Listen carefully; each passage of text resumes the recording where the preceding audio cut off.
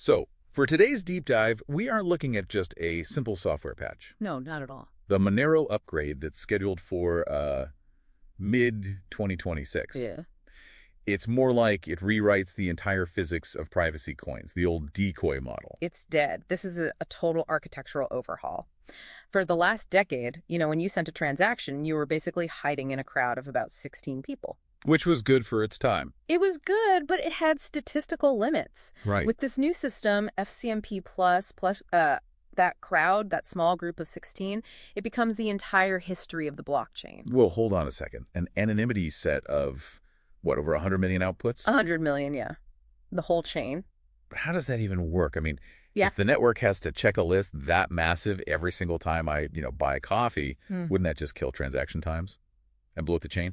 You would absolutely think so. It's the logical conclusion. But that's where the really clever math comes into play. They're called Helios and Selene tower cycles. Tower cycles, okay. They let the proofs scale logarithmically. So think of it like this. You're proving you found a needle in a haystack, but you don't have to touch every single piece of straw to do it. So it sort of folds the math in on itself to stay efficient. Exactly. Verification times stay down in the tens of milliseconds. And more importantly, this completely neutralizes the old EAE attack vector. Right, where an attacker could statistically guess your real transaction out of the 16 decoys. That's it. With a global set, those kinds of statistics just become, they become useless. Okay, so the map is stronger, I get that. But what about the actual user experience? The sources we look at mention this sort of civil war between two address protocols, Carrot and Seraphis. And Carrot won out. But was that the right call, or were developers just afraid of change? It really came down to friction, user friction. Seraphis was, technically brilliant, but the addresses were enormous. Enormous, how? We're talking QR codes so dense, your average phone camera would struggle to scan them in low light.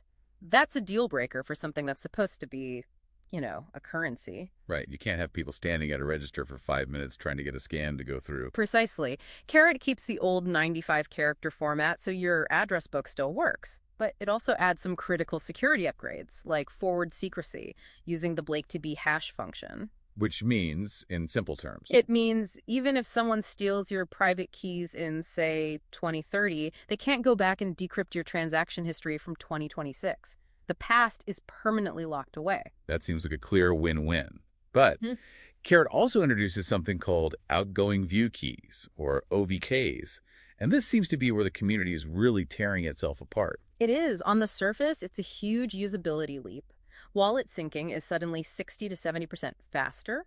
Businesses or charities can actually audit their own books. But doesn't this just open the door for a two-tier system? That is the core of the debate. I mean, if you can prove your transaction history to an exchange. Then they're going to demand that you do. Exactly. And then you have clean, verified Monero, and you have dirty, unknown Monero. It threatens the whole concept of fungibility. It does. It starts to mirror the situation you see with Zcash, where using the private dark lane automatically makes you a suspect because a transparent lane exists. So while that's going on, there's another fight happening, not on the software side, but with the hardware.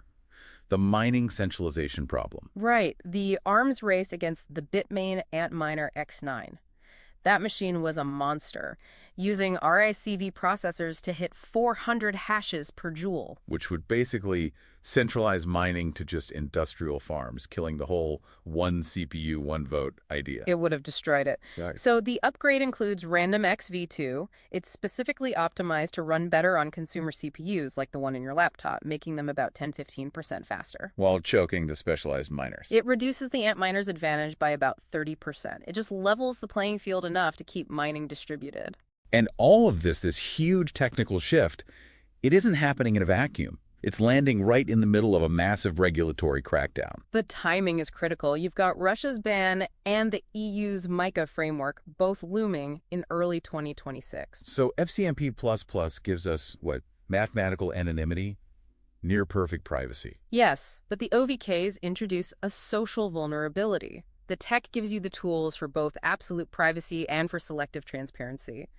What wins out will come down to social pressure, not code. It's a paradox, then. You're getting the strongest privacy tech ever built, but it's bundled with a feature that might just encourage everyone to turn it off. That's the tightrope this upgrade walks. So here's a final thought for you to chew on. If voluntary transparency becomes the global standard for what's considered safe money, does the simple act of choosing privacy eventually become, in itself, a signal of suspicion? Thanks for joining this deep dive.